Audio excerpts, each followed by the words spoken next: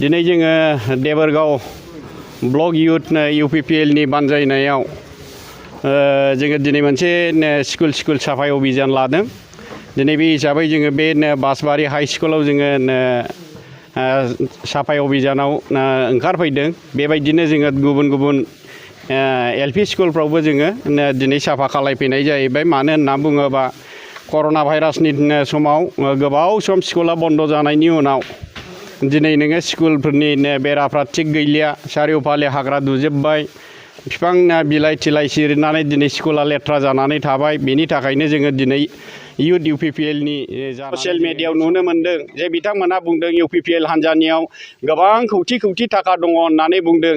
नाथाय बेखौ जोङो दिनै बुंगोन, दिनै UPPL हान्जायाव दिनै खुनु जोंहा बेबायदि इलेक्सन गेलेनायनि थाखाय माबा मोनसे पुन्जि गैया। दिनै नोङो BTR सुक्ति जाबाय।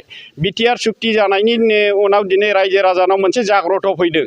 ओमफ्राय बिथांमोना दिनैहाय रायजो राजायानो दिनै BTR सुक्तिनि जे दफाफोर बेखौ मावफुंनांगौनि सार्तआव दिनै राजनितिक मोनसे परिबर्तन UPPL निनो खमथायाव लाबोनांगौ होननानै रायजो राजा बिथांमोनहा दिनै आवगायबोदों। आरो बिथांमोनहा दिनै UPPL राजनितिक हान्जाखौ दिनै सक्तिशालि खालायनांगौनि थाखाय बिथांमोना सोरबाया थाइसे थाइनै रां दान दक्षिणा हरनानैबाबो दिनै UPPL हान्जानो राजनितिक खालायनो थाखाय हरनाया बियो जोंहा बाख्नायथाव बाथ्रा।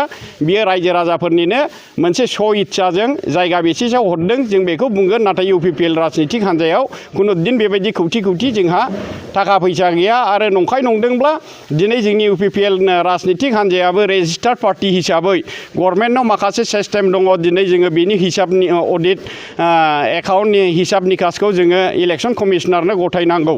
दा बे हिसाबै बिथांमोना बेनि दारैनो नुगोन जे UPPL नि आखायाव बेसेबां खौथि थाखा दंना गैया, बेनो मोनसे प्रमान हिसाबै बिथांमोना जोंहा गोबां प्लेनिंफोर दङ।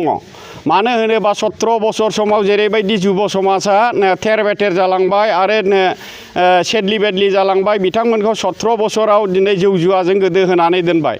दिनै जोङो युथ UPPL हिसाबै बेखौनो सिन्था खालायदों।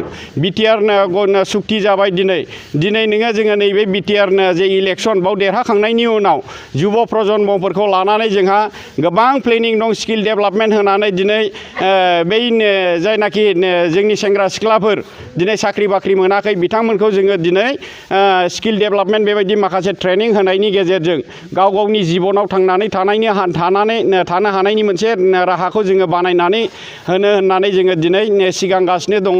बे हिसाबैनो जोङो दिनै जुब प्रजन्मखौ जाहाथे खुनु दिन गाज्रि बिथिङाव लांनो हाया आरो खुनु जुरित्त जाहोनो रावबो हाया, बिनि थाखाय जोङो पलिसिगत भाबै टाइम टु टाइम जोङो गोबां प्लेनिं लानानै जोंहा खामानि मावलांनायनि